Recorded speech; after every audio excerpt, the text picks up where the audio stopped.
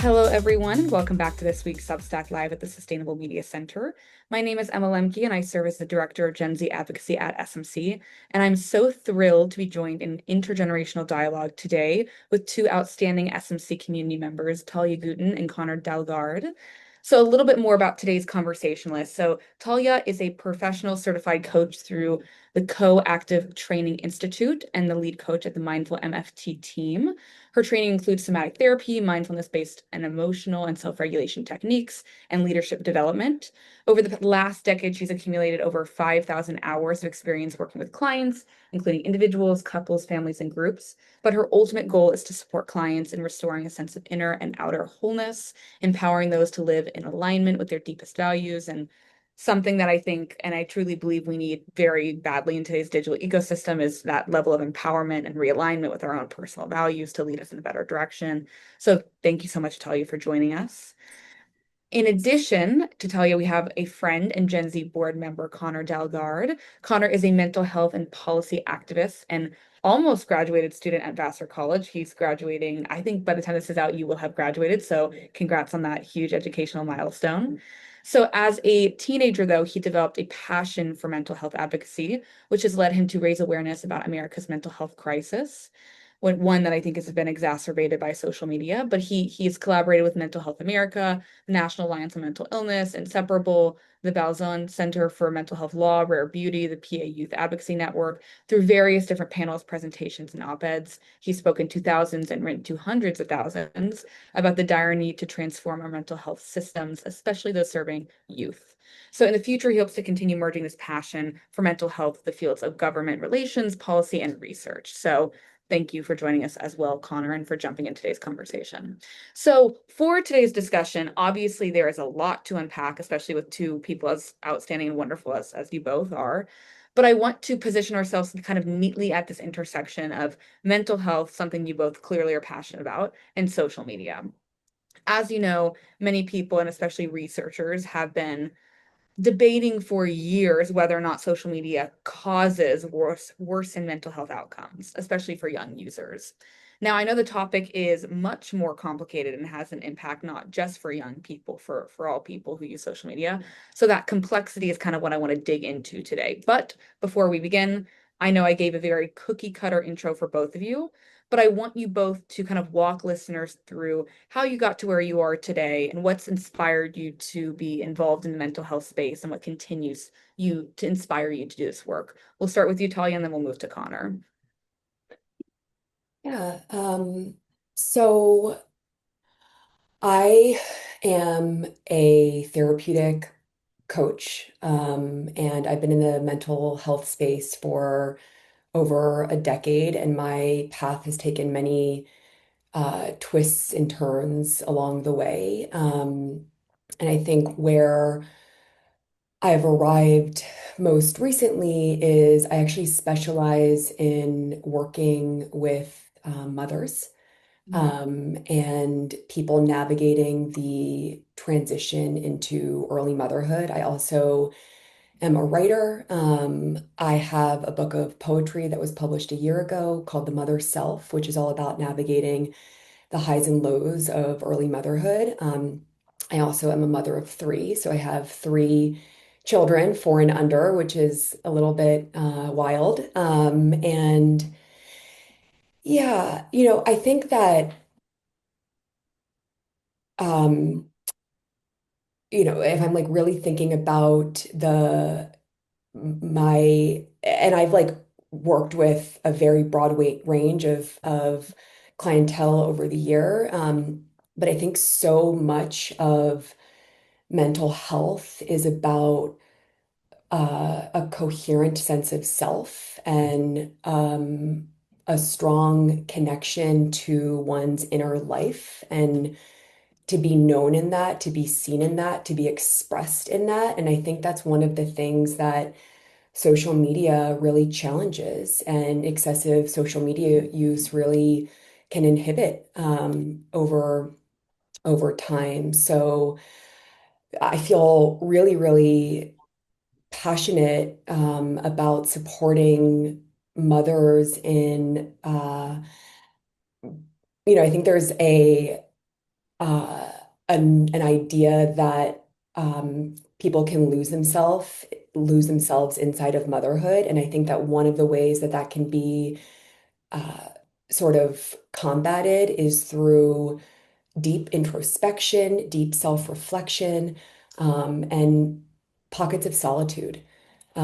So yeah, more to say there, but that's some of the summary of what I do and why I think it's so important to create space for the self to be known, free of distraction.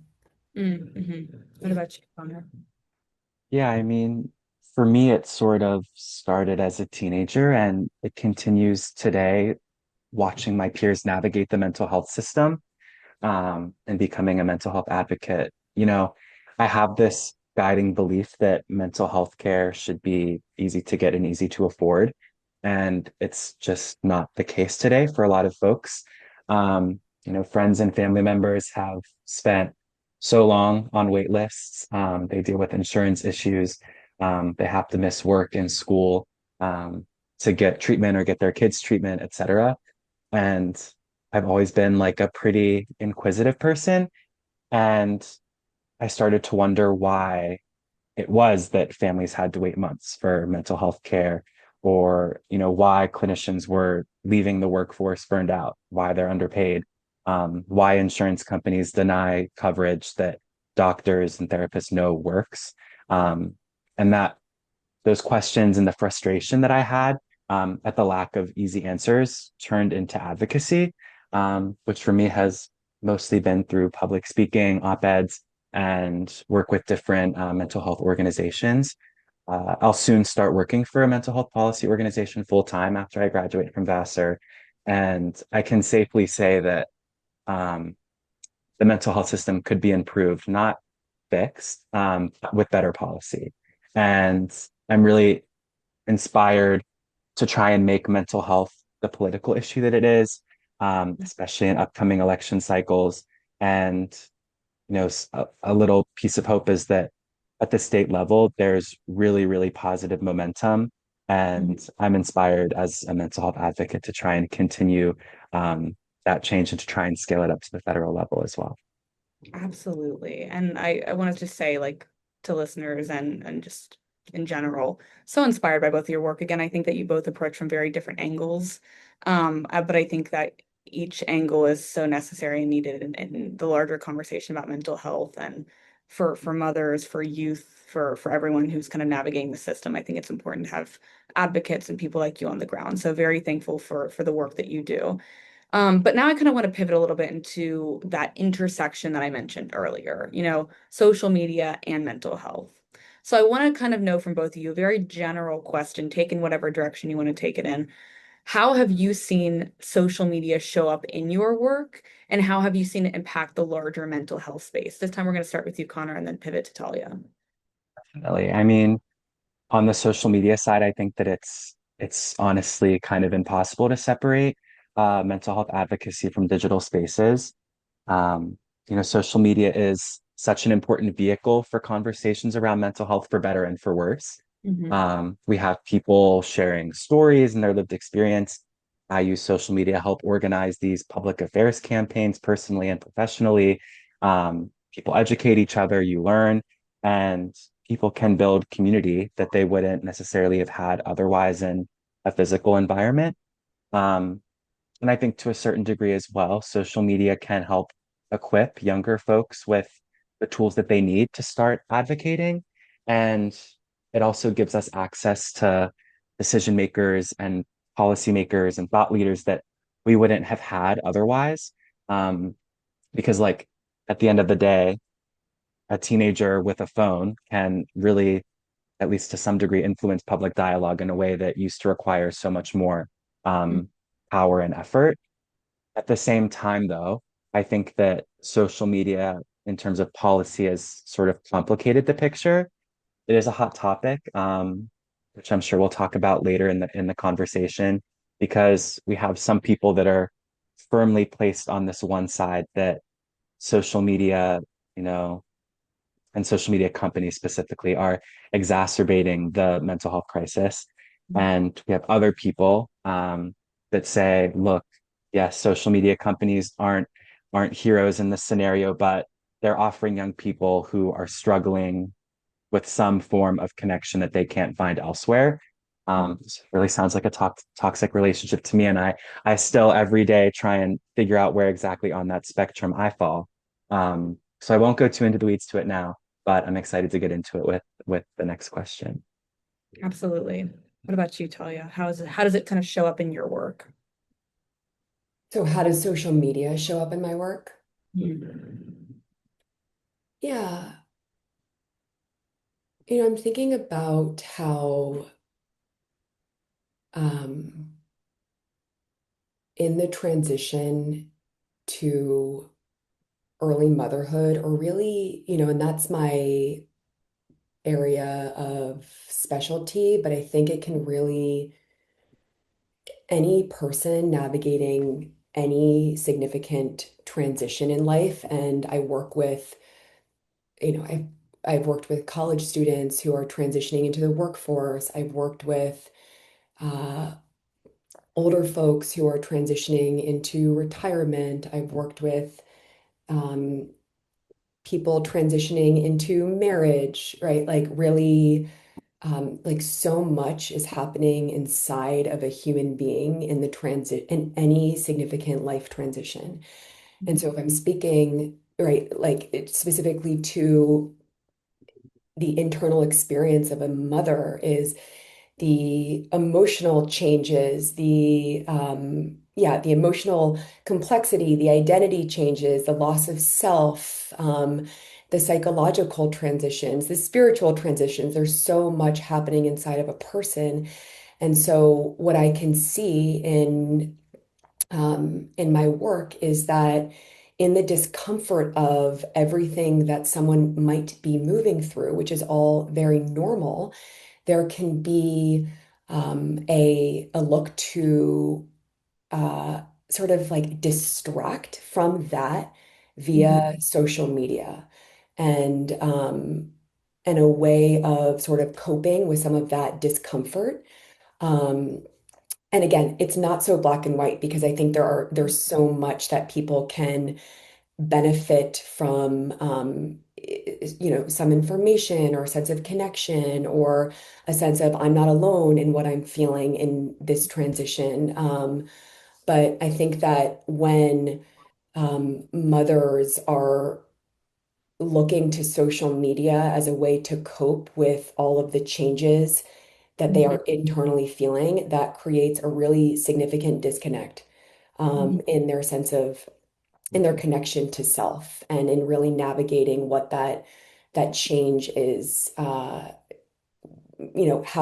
they are navigating that change inside of themselves. So that's more of yeah, really thinking about it on a more like granular level in that sense.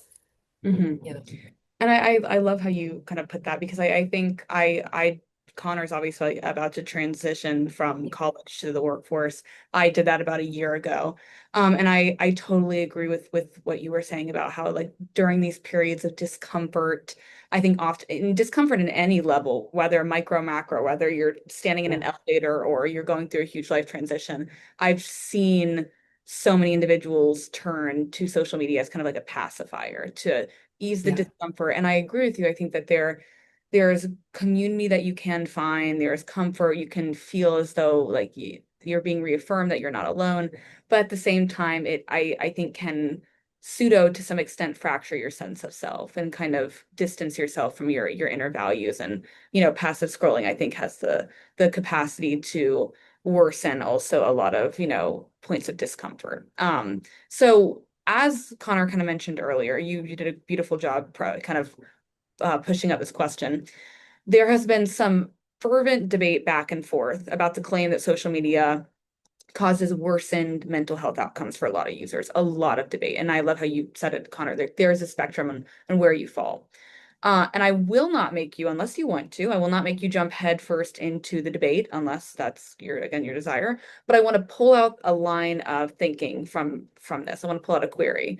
So I'm curious on what do you think researchers and general civil society is getting wrong or misunderstanding about social media's impact on young people, more broadly its users, and Talia, for you, honestly, young mothers and people who are going through these periods of transition. Connor, I'm going to push that to you because you kind of had jumped into it, and then we'll go to you, Talia.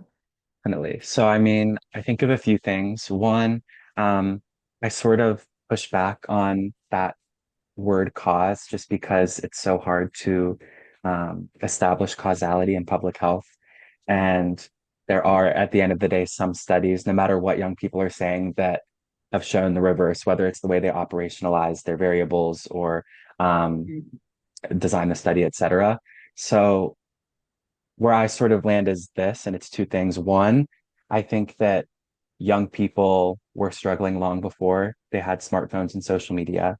And number two, it's really important to listen to what young people themselves are saying, whatever that is. Um, so when I say those things, I'm thinking about things like underfunded schools. I'm thinking about rising loneliness. I'm thinking about political and economic instability and worry. I'm thinking about inaccessible mental health care. And Mhm. those things existed long before social media became we know it as today. Um, but at the same time, young people are using this new tool at their fingertips to publicly document, what they're going with things like anxiety, depression, eating disorders, et cetera. And it's been a really powerful shift in our culture, taking these things that were once so stigmatized and now putting it on full display for others. Mm. And so sometimes I think that we and researchers and policymakers can confuse that visibility for um, causation, Mm. but I'm not saying that social media doesn't amplify harm. Of course it can, and I don't think that it's a leap to say that social media companies are designing and have designed their platforms in a way that um, hooks young people at the expense of their physical and of their mental health.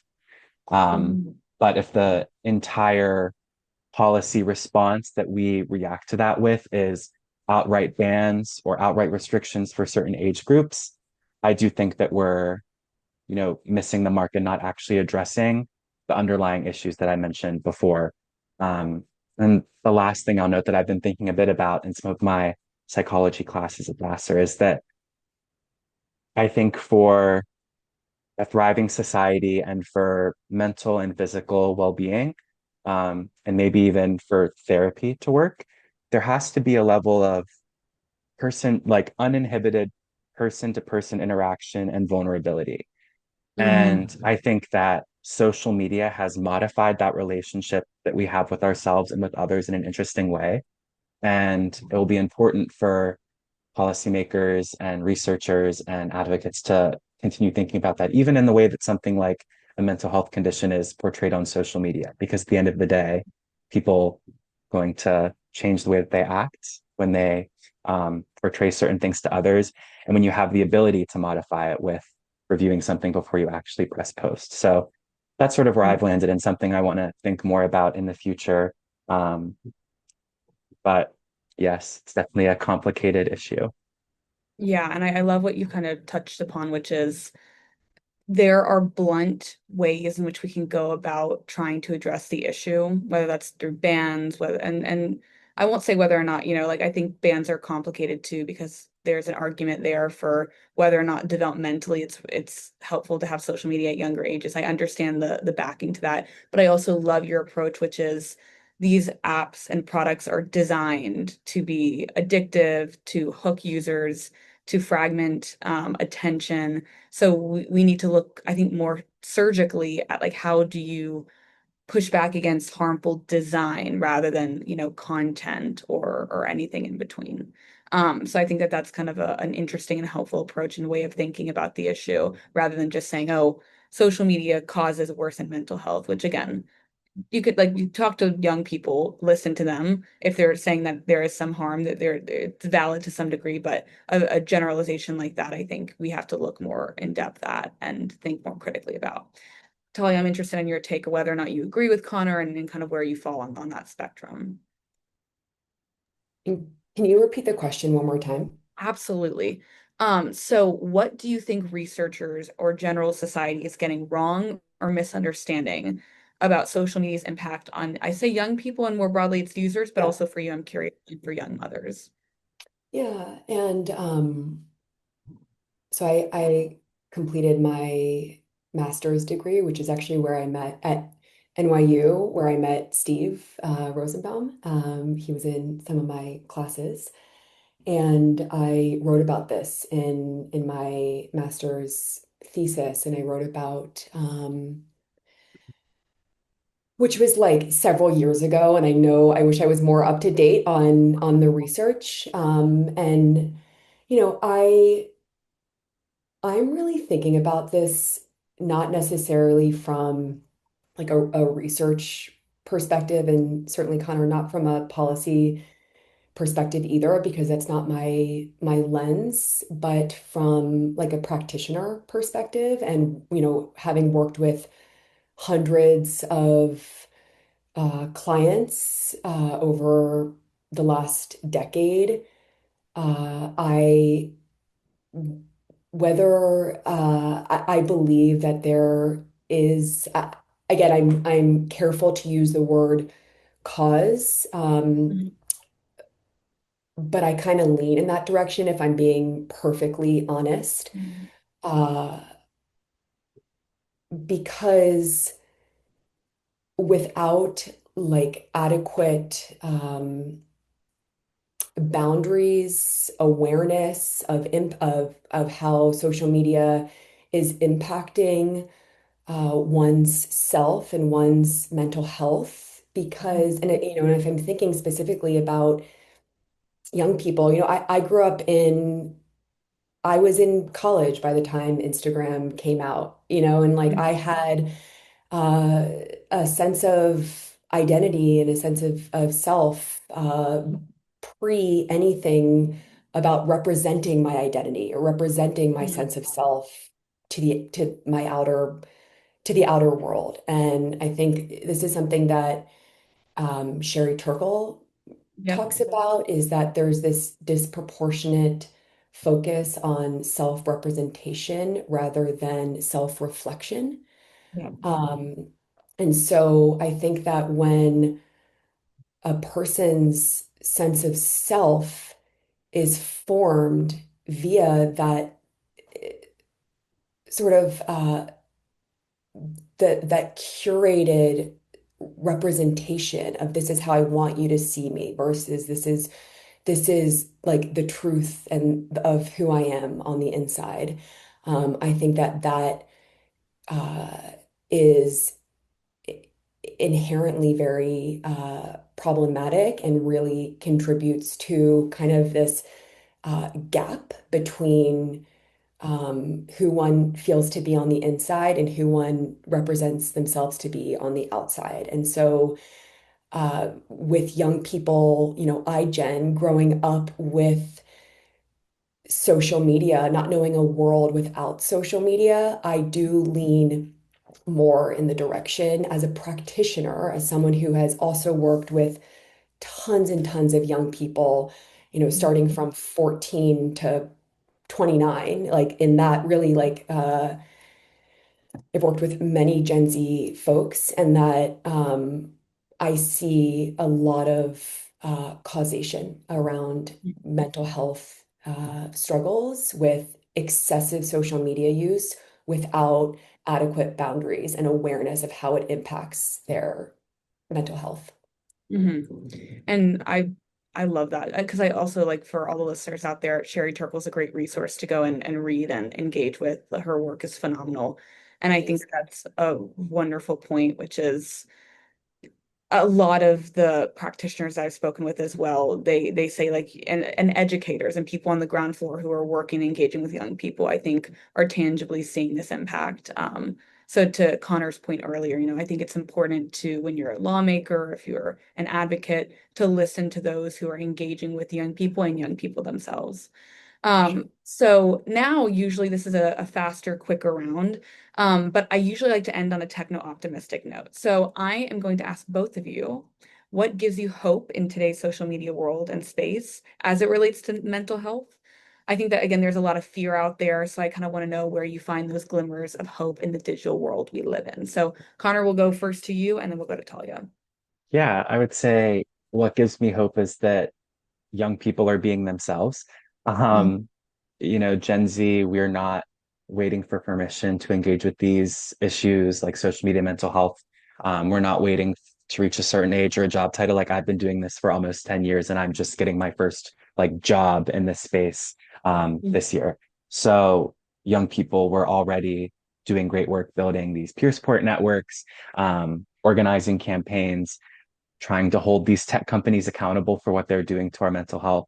Young people are always testifying in front of legislators and doing these really, really cool things, all essentially contributing this culture shift that we're experiencing that mental health care should be easy to get, easy to afford, and that mental health shouldn't be stigmatized. So I am hopeful at the end of the day. Beautiful. What about you, Talia? Yeah, I have hope for the broad and nuanced awareness of mental health conversation afflicting young people and just the more broader conversation. I think that mental health struggles is just more commonplace and talked about in a more um, in a really, supportive way. And I think that young people are leading that conversation in many ways. And where I also have hope, again, my perspective as a mother of young children is that we have we have research, we have awareness, we have data for how excessive social media use affects young people. And I Mhm. believe I will be in a generation of parents that will raise their children differently in terms of what social media use looks like and a lot more awareness and intention of exposure. And I'm thinking a lot about like John Haight's book, Anxious Generation, like that book and the uh, popularity of that book like gives me hope for the future. So yeah, a few thoughts there. I love that. And you keep name dropping these wonderful people again for Yeah. all those who have not, researched or done work with John Haight's work, phenomenal advocate, phenomenal person, wrote The Anxious Generation, and is, I think, leaning more of his work towards attention fragmentation, which I think is very aligned with this conversation. So I encourage people to subscribe to his Substack and read his books. Well, this was a lovely conversation. I want to thank you both for coming on and sharing your insights with us today and for all the listeners out there who are gaining from these insights.